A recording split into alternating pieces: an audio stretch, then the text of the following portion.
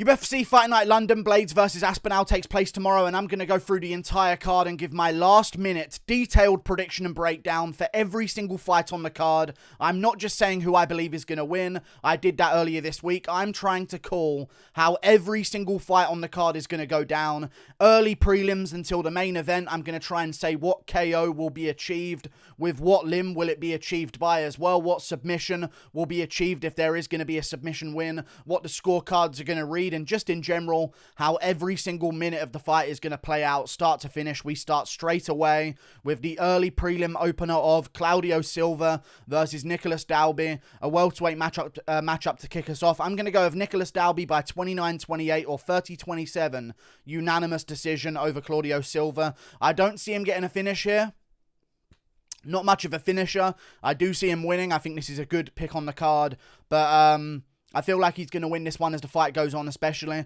Maybe in the first round, Claudio Silva will have a couple of submission attempts, or maybe get a takedown in one moment and end up on top and have Dalby in some kind of danger. But I still believe that Dalby's going to outstrike him in that round. So maybe one judge gives it to Silva, the other two give it to Dalby. Two judges give it to Silva, the other one gives it to Dalby. And as the fight goes on in the rounds 2 and 3, I believe Dalby's going to be able to stuff the takedowns, even find himself on top in round 3 and start dominating from there as well. And just start piecing apart Claudio Silva as the fight goes on, pushing a pace on him, picking him apart in the boxing range as well. I just think I can see him outskilling him on the feet as the fight goes on. Moving on, Mandy Bohm versus Victoria Leonardo.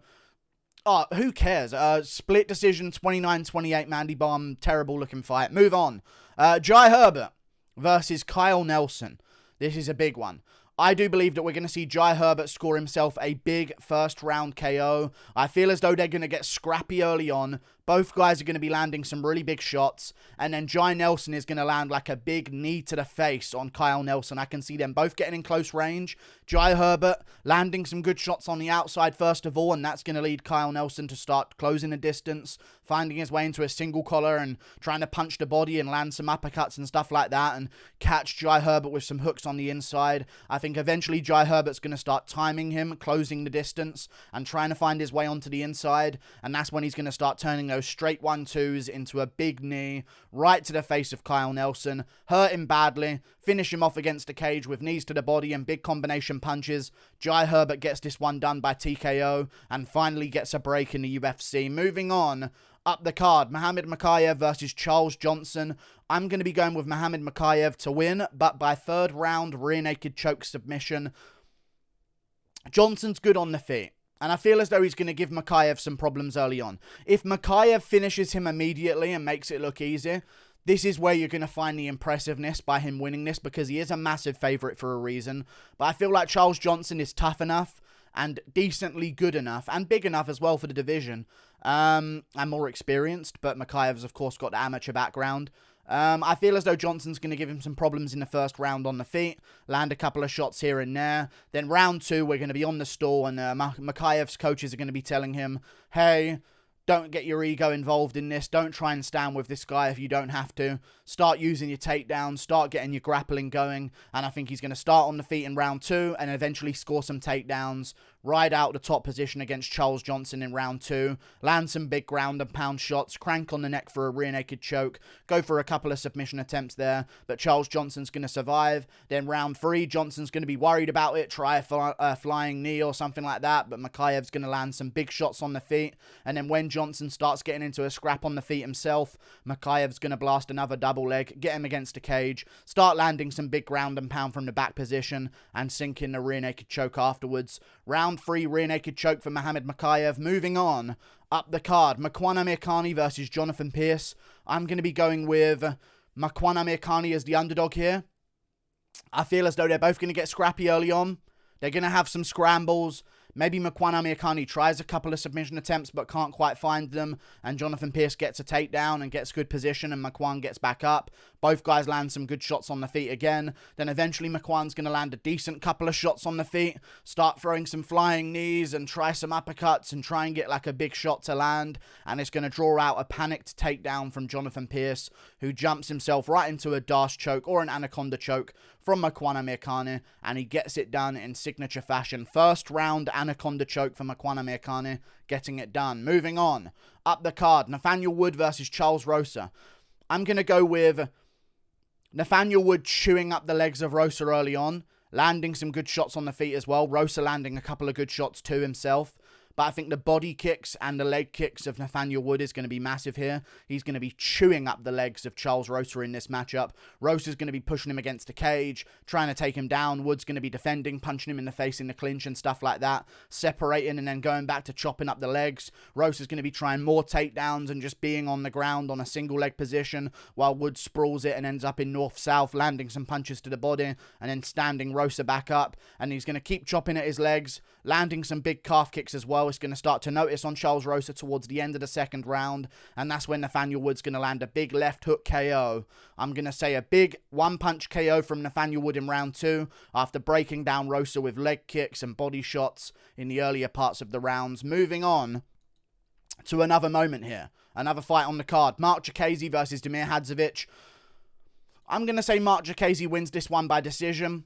Damir Hadzovic is a tough guy. I don't see him getting finished by Marc Diakiese. And I feel as though Marc Diakiese's had a bit more of a safety-first style recently in his career. So I don't really see him winning this one by KO. So I'm going to go with Marc Diakiese winning this, chopping at the calves early on, landing some really good punches as well. Just winning it all round over the 3 rounds. I think he's going to school him on the feet, school him at range, landing some jabs here and there. And I think Damir Hadzovic just won't have much of an answer. But people will credit the toughness of Damir Hadzovic. Maybe we'll see Diakiese eventually drop him in round 3 and hurt him a couple of times. So I'm going to say like a 30-26 unanimous decision win for Marc Diakiese, landing some great leg kicks and body shots and headshots in the first, landing more of them in the second, mixing in a couple of takedowns here and there, and then round 3 starts to drop Hadzovic towards the end, but can't quite get the finish. 30-26, Marc Diakiese. Moving on to another fight on the card, Mason Jones versus Ludovit Klein. I'm going to go with Mason Jones, and I'm going to go with Mason Jones by 3rd round finish over Ludovit Klein here. I think the first round, Ludovit Klein's going to do very well, and I think he's actually going to win this first round on the scorecards. I think Mason Jones is going to be out there looking to land some jabs and get his boxing going, but to be honest with you, his jabs and boxing, it leaves him open for a lot of shots coming back his way a lot of the time. So I feel like Ludovit Klein's going to land like a head kick and Jones is going to eat it but stumble back a little bit, and Ludovit Klein comes running in, landing some big combos. They end up against a cage, both holding each other against a cage and stuff like that. Klein separates. More big shots from Klein as Jones is just like trying to pop a jab out there and get the pressure going. I feel as though Klein's going to be chopping up the legs. Jones starts throwing some spinning back kicks that miss. And then Klein starts landing some more big kicks to the body. Lands another head kick that Jones eats. And he's starting to field the shots now. And you can see that Klein's landing some really big shots. He's going to rush in again towards the end of round 1 for a big combination. And Jones is going to cover up and get a takedown maybe. And Klein stuffs it and ends up back on his feet. Still swinging big shots in the clinch. The round's over. 10-9 Ludovit Klein. But he's done a little bit too much to get Jones out of there. Round 2. Jones starts winning some exchanges on the feet. Klein starts missing a lot of his shots that he's going for. A lot of head kicks he's starting to miss. Jones is starting to like pelt him to the body with front kicks and spinning back kicks and even some knees to the body as well when they come in close. Then they end up against the cage towards the end of round 2. Jones is getting good head position, kneeing him to the body, punching him to the body, elbowing him to the face, punching him to the face, that kind of stuff. Klein separates, has like a moment where he lands a flurry, but Jones stays in there and lands another jab 2 on Klein, starts hurting him quite badly. Klein shoots a bad takedown. Jones ends up on top, starts beating him up in round 2 towards the end. Round 3 happens. Klein has a big moment at the start of it. Nothing really comes out of it though. Mason Jones stays in there, lands more body shots, gets him up against the cage, knee to the body, punch to the body, punch to the head, takes him down. Klein gets back up. Another knee to the body from Mason Jones, a big knee to the head, more body shots, more head shots, more knees to the body. Down goes Klein, TKO from Mason Jones in round 3. Moving on to the main card, Paul Craig versus Volkan Oezdemir.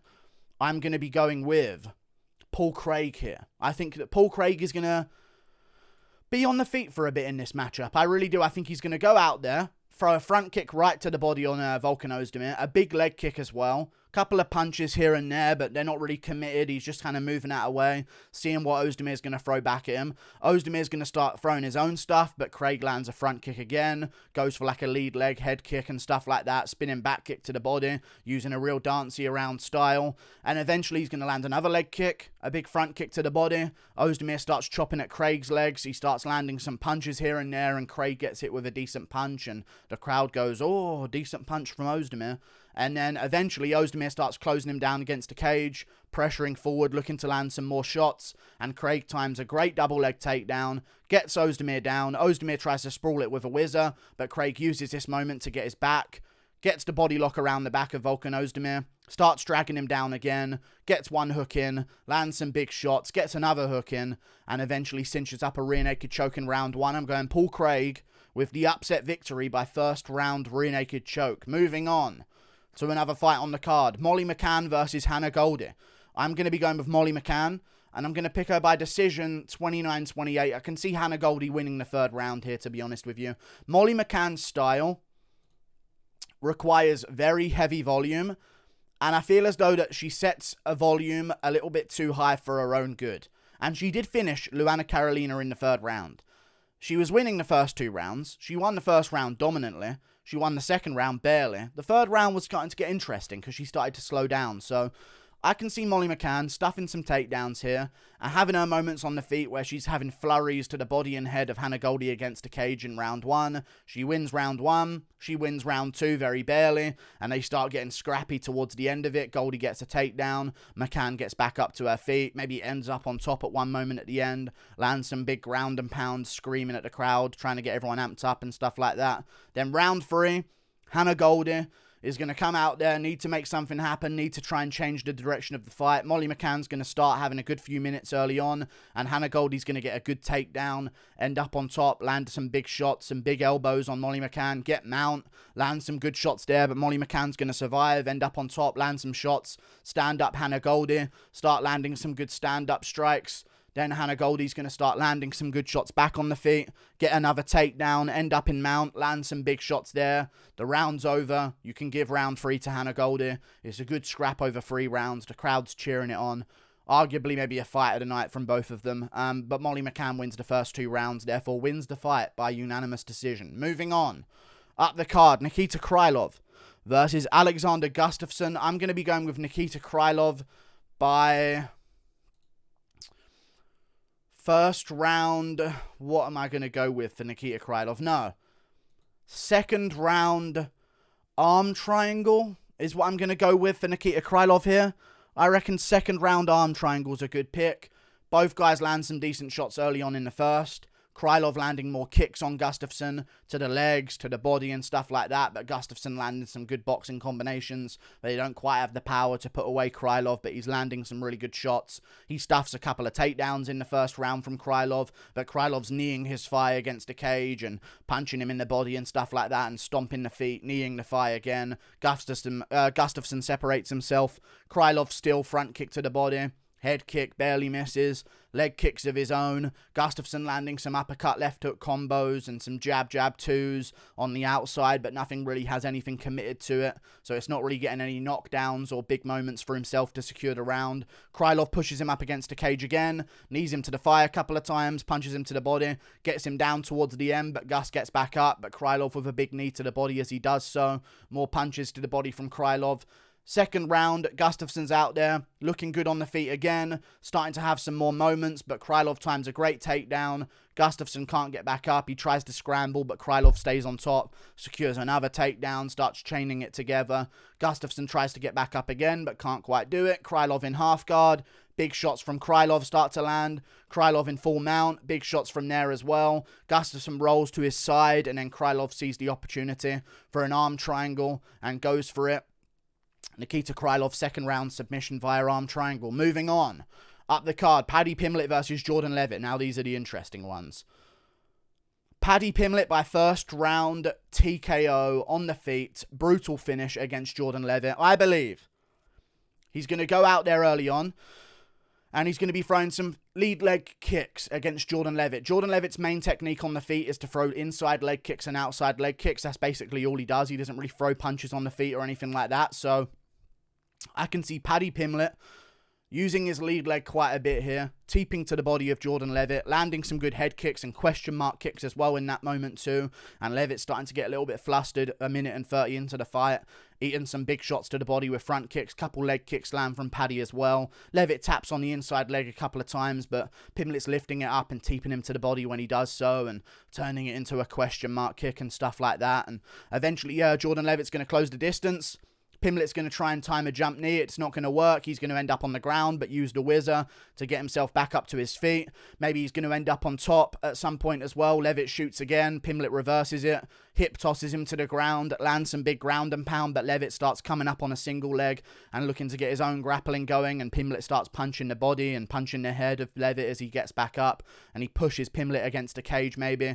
Pimblett separates with a knee to the body. Still on the feet, moving around. Leavitt looking to sort of like move his way around very gingerly, try and tap the legs and look for his next takedown opening.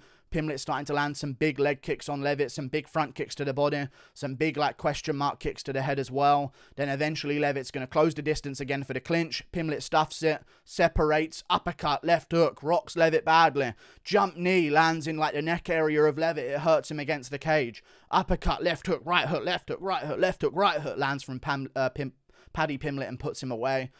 Late first round TKO from Paddy Pimblett gets this one done. Moving on. Up the card, Jack Hermansson versus Chris Curtis. I'm going to go with Chris Curtis by decision is what I'm going to go with. I believe that it's going to be a great fight. I think Jack Hermansson might get the better of the things early on. I think they're both going to land some decent shots at range. Curtis lands a couple straight shots to the body of Jack Hermansson, a couple of jabs to the face of Jack Hermansson as well. Hermansson lands his own good shots on the feet, starts chopping at the legs of Chris Curtis. Curtis checks a couple of them and lands a couple of body shots at the same time as Hermansson landing a couple of leg kicks and stuff like that. Hermansson gets good position in the first round, gets a takedown. Curtis gets back up to his feet. Hermansson drags him down again against the cage. Curtis gets back up to his feet again. Hermansson's kneeing him to the thigh, kneeing him to the body. Drags him down again. Looks to get a hook in, but Curtis reverses it. Ends up in a better position. Back up on his feet against the cage again. Hermansson still drags him down again. Curtis back up on one knee, punching the face of Hermansson. Hermansson starts punching back. Curtis gets back up, gets the underhooks against the cage. Knee to the body from Curtis, knees to the body from Hermansson. They separate. Curtis goes back to losing a bit on the feet, but landing some decent body shots here and there. Hermansson takes him down again. Tries for a quick submission, latches up the neck, but Curtis reverses it, gets wrist control, stands back up, lands another body shot. Then round 2 and 3, I think we're going to start to see Hermansson fail those takedowns quite badly. Round 2, he might get a couple of them early on, but Curtis is going to work his way back up immediately, land some more body shots. Hermansson's starting to grit down and swing hooks back and forth and get cracked with good hooks by Chris Curtis towards the end of round 2. More body shots are landing from Curtis as well. Hermansson's starting to give up on the leg kicks. They're getting checked by Chris Curtis. He's shooting again but failing, and Curtis is ending up on top and standing him back up. Then round 3, similar situation. Hermansson shooting takedowns, failing them. Curtis punching his body, standing him back up, kicking his legs while he's on his back on the ground. Hermansson's shattered his face. Curtis lands a couple of big shots on Hermansson. His eyes busted, his nose busted, his lips are busted as well. And Chris Curtis, more body shots, more head shots. Hermansson goes down to a body shot. Curtis stands him back up. Hermansson shoots and gets it, but Curtis gets right back up onto his feet. More shots from Curtis, leg kicks while Hermansson's on the ground. Hermansson gets back up, starts scrapping it towards the end. Curtis lands the better shots of the two of them. Hermansson lands a couple of good shots, but Curtis shakes him off after a takedown attempt. Lands a good body shot, lands a good head shot. Round 3's over. Curtis has won the fight 2 rounds to 1. Chris Curtis 29-28 based on the last 2 rounds. Moving on to the main event, Curtis Blaydes versus Tom Aspinall. I'm going to be going with Tom Aspinall by first round TKO, I believe is what I'm going to be going with here. I think Curtis Blaydes is very dangerous. He's going to land some big shots on Aspinall here, but I feel as though Tom Aspinall is going to take him well, dish him out back as well towards Curtis Blaydes. And I think Blaydes landing a couple of decent shots on the feet is going to be his undoing here against Tom Aspinall, in my opinion. I think Aspinall's not going to be afraid to chop at the legs early on, so he starts throwing some good leg kicks while Curtis Blaydes tries to throw punches, but Aspinall dips out of the way of them, lands a good jab too early on, keeps moving, a good teep to the body, moves away again, a good jab to the body, and maybe Curtis catches him with a right hand as he dips down, and Aspinall kind of shakes it off a bit. Another leg kick to the leg, of course, of Curtis Blaydes.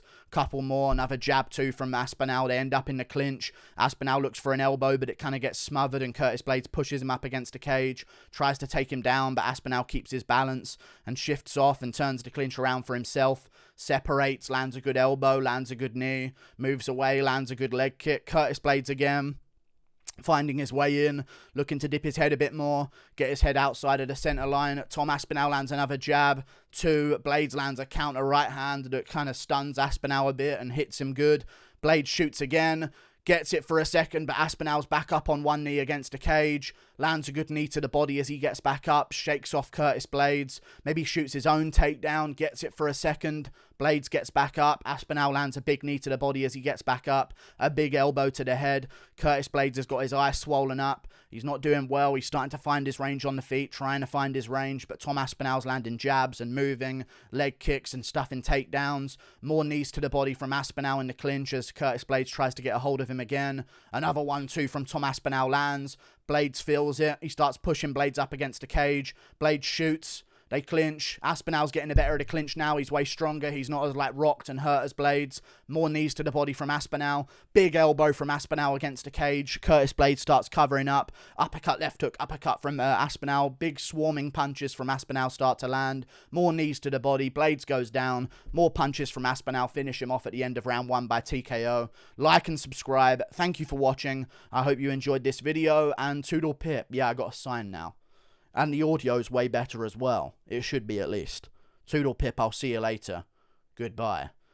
Coming soon. I don't know what, but I think it might just be my logo or something. We'll see how it goes. See you later.